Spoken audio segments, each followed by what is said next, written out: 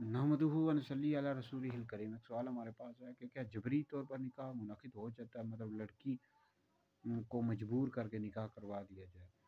تو اس حوالے سے بخاری میں بھی حدیث موجود ہے، مسلم میں بھی حدیث موجود ہے کہ نبی کریم علیہ السلام نے فرمایا کہ بیوہ عورت کی مرضی کے بغیر اس کا نکاح نہ کروایا جائے، اور اس طرح کنواری لڑکی کا بھی نکاح اس کی اجازت کے بغیر نہ کروایا جائے۔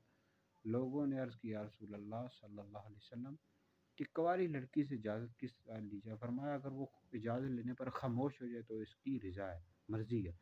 تو لہٰذا ہماری شریعت یہ کہتی ہے کہ لڑکی کا نکاح اس کی مرضی کے بغیر نہیں کروا سکتے۔ یہ نہیں ہے اس پر تشدد کر کے اس سے زبردستی جو ہے نکاح کروا لیا جائے، اس طرح کرنے کی ہرگز بھی اجازت نہیں، بلکہ پہلے اس سے پوچھا جائے۔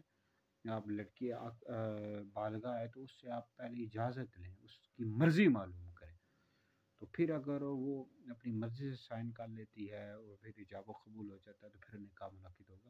اگر وہ ایجاب و قبول ہی نہیں کرتی، یعنی قبول نکاح نہیں کرتی اور نہ سائن کرتی ہے، تو اس طرح نکاح شرعاً منعقد نہیں ہوگا، لڑکی اگر بالغہ ہے۔ ٹھیک ہے جی، تو اس میں اجازت لینی چاہیے لڑکی سے، اور اس کی مرضی کے مطابق نکاح کروایا جائے، مجبور کر کے نکاح نہیں ہوگا۔ اس صورت میں جو کروا رہے ہیں وہ سخت گنہگار ہوں گے، اور آخرت کا عذاب بہت زیادہ سخت ہے۔